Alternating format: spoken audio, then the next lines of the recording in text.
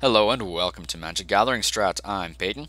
I've got a top 10 list for you guys today. Commander 2014 is being released today. It is November the 7th, 2014, and I'm pretty excited about the set. There are some good reprints. I'm very happy about some of the reprints, especially cards like Wormcoil Engine and the diamonds. Not the diamonds, sorry, the medallions that have traditionally been rather expensive cards. I'm glad they will be coming down in price. That being said, I'm not going to do a stupid preface. I'm just going to talk to you guys a little bit. For top 10, these are my picks. My favorites, cards I think have some flavor with some playability potential, mostly in the Commander format itself, but a couple do have potential to perform in other formats as well. I am declining to include the special Planeswalker commanders from this list entirely, just because they've been receiving quite a bit of buzz, and most people are pretty excited for them, especially the red guy, Doretti, the scrap goblin man. Yeah, that guy.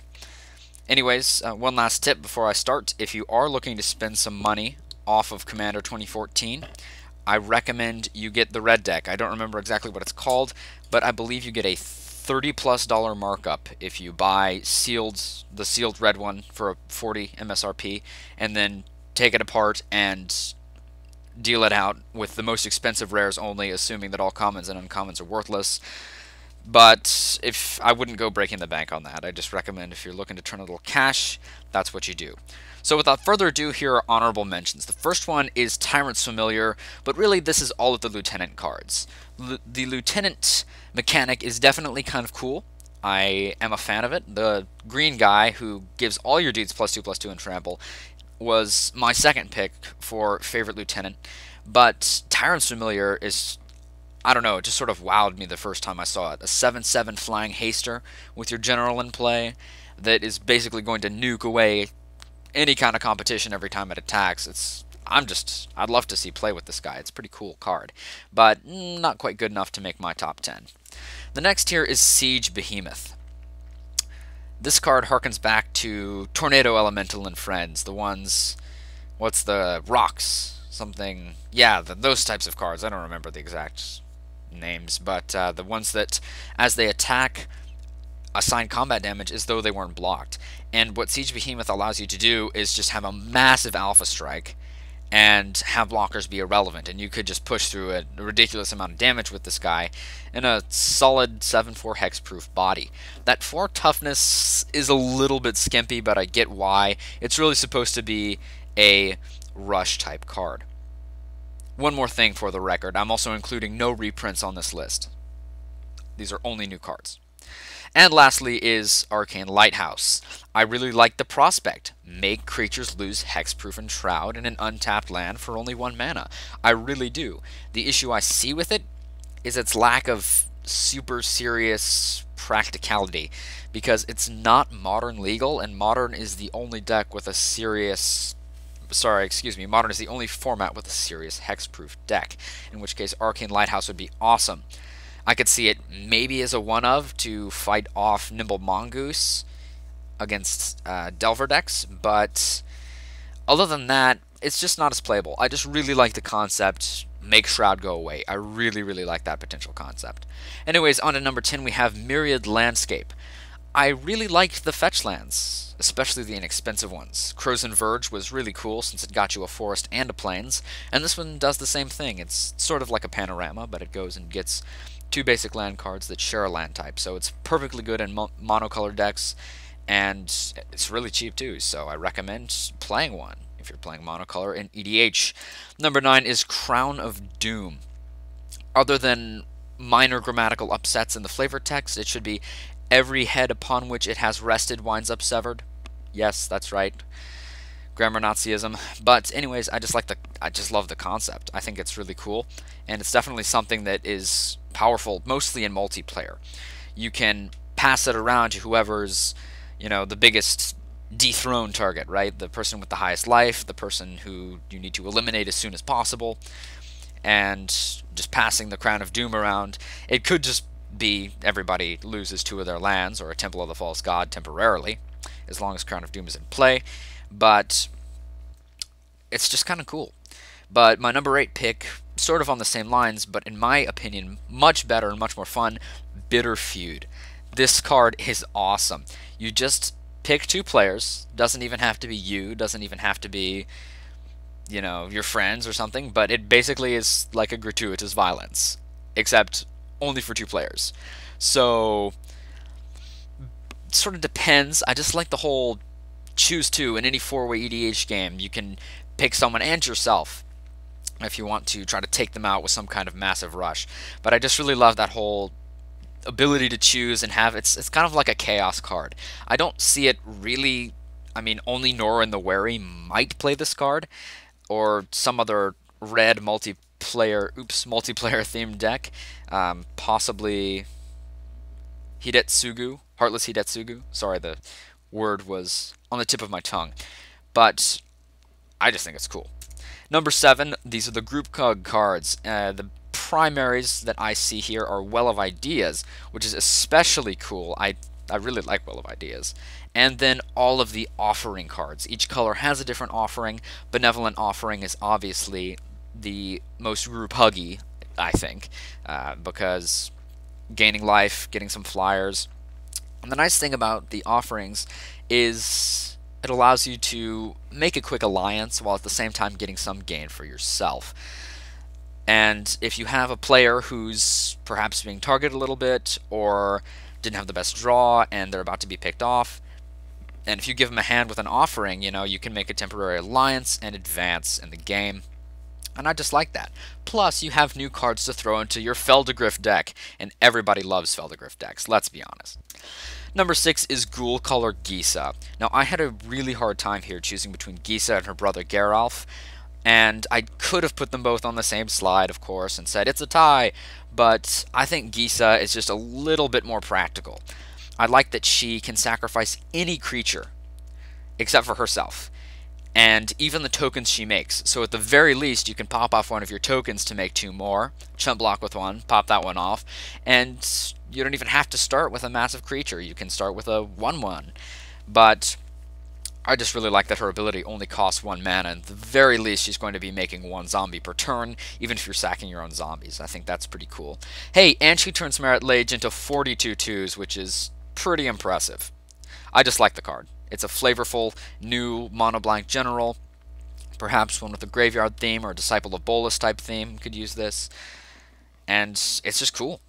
Number 5 is Containment Priest. Now, this one is probably the card that's getting the biggest buzz out of all of Commander 2014, just because it's the card with the biggest potential eternal playability. It stops all kinds of things. Dread Return out of Dredge, Show and Tell, Sneak Attack, Green Sun Zenith, Aether Vial.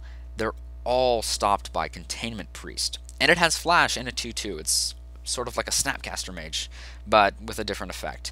Now, I don't think it'll be played in Death and Taxes, just because Death and Taxes plays its own Aether Vial, but I think that other Stoneblade type decks, I think the Containment Priest is definitely a viable sideboard option against those powerful Sneak and Show type decks, because unless they can get it off the board, and to my knowledge, I don't do a lot of research, haven't played Sneak and Show lately, haven't played against Sneak and Show lately, but I'm pretty sure they're not playing Lightning Bolt. So it's likely that they won't be able to get your Priest off the board, and it's just an insta-win.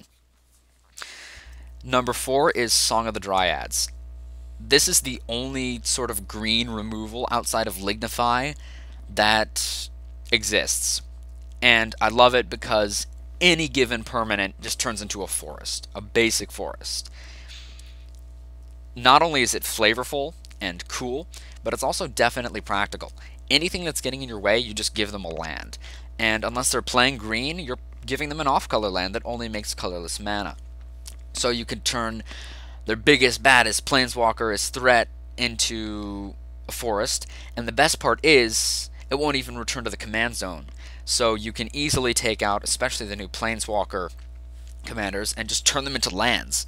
And they won't go back to the command zone, and they'll be basically worthless unless they can get your Song of Dryads off the board.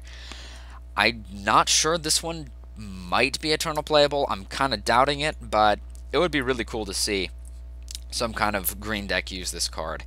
Obviously, most green decks are splashing white of some kind or black of some kind. If you look at combo elves, usually playing Deathrite Shaman has Abrupt Decay, which is probably a bit better. Actually, almost certainly better. But then you have Maverick and stuff. I mean, they're playing Swords to Plowshares, obviously better. So it could go either way. But either way, it's just a really nifty card. Takes care of commanders without getting them off the board and sending them back to the command zone. Good in French, 1v1 rules. If there's a no tucking, tuck equals command zone rule in French, I know that's a thing. Anyways, number 3 is Masterwork of Ingenuity. This is a cool one. It's Trinket Mage searchable and is a copy of any given equipment. So, 2 Batter Skulls? Yes, please. 2 Swords of basically any kind? Yes, please. For 1 mana. So, it's not really efficient to search up with the Stoneforge Mystic or anything, but I could potentially see decks who aren't playing Stoneforge Mystic who plan on facing Stoneforge Mystic decks in Legacy, which, let's be honest, you probably will at any major tournament. Play a couple of Masterwork of Ingenuities in the sideboard, and with maybe a Trinket Mage, especially if you're doing a minor Trinket package. I know a few decks have done that in the past. And get yourself a Batter Skull, get yourself a Sword for only 1 mana. I just really like the theme of it. The flavor text is pretty cool, and potentially EDH playable. I know some people are playing Steel Shaper's Gift and Stoneforge and a bunch of equipment, and it's really good against Kemba decks.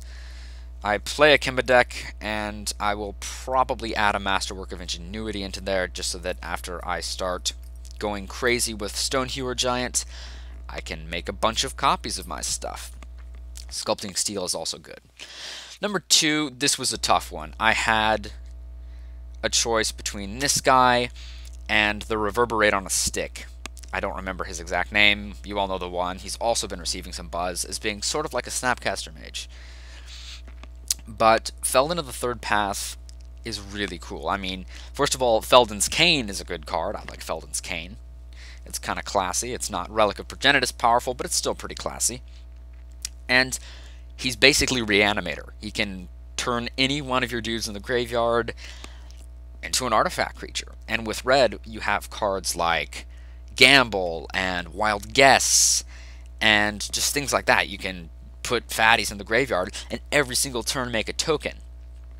And the best part of Feldon is that he doesn't even exile the creature from the graveyard, so you can keep making the same dude over and over and over. Keep making that Worm Coil. Keep making that Blightsteel Colossus. Keep making an Inferno Titan. Make an Inferno Titan every turn. That's pretty powerful. So I'm a big fan of Feldon. I really like it. It's just so cool. And it hasn't received as much buzz as I thought it would. It's just kind of an obscure card. Well, not obscure. It's one of the mythics out of the set, excuse me. But definitely a card that not a lot of people are thinking about which they're two for. Trying not to end a sentence with a preposition. Sorry, once again, grammar Nazi kicked in. Anyways, my number 1 pick is going to seem like a strange one, but this is absolutely my favorite card out of Commander 2014, and it is Gravesifter. Yeah, Gravesifter. Any tribal EDH deck should play this card if they have green.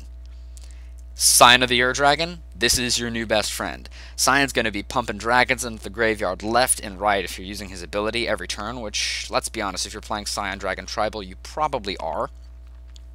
Draw into your Gravesifter, get all those lovely dragons back in your hand. Now, it's not amazing in a Tribal Mirror, but Snake's deck would love it. Elf Tribal would love it. I mean, it's a really great card. I just love that it's also a 5/7 for 6. So it's a solid body. It fits nicely with Scion with only 1 green in the mana cost. You can, you don't have to do a whole lot of fixing to get multiple green sources. Pretty decent art, too. I like the art. And yeah, I like Gravesifter. Bad in tribal mirrors. Good against just about anything else if you're playing a tribal deck. Play elementals. Play, what's that? Horde of Notions and play this guy. Play beasts. I don't know. What's that one Naya Beast commander guy from Commander 2013? Marath or something? Marath? I'm not good with card names. Anyways, those are my favorite cards and the cards that I would like to play coming out of Commander 2014. What do you think? Post a comment below. And if you want to see more top 10s, I'd like list requests.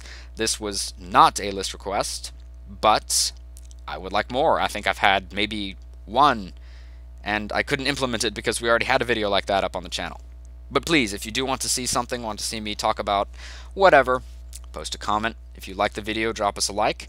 Thank you very much for watching, and hope to see you guys soon.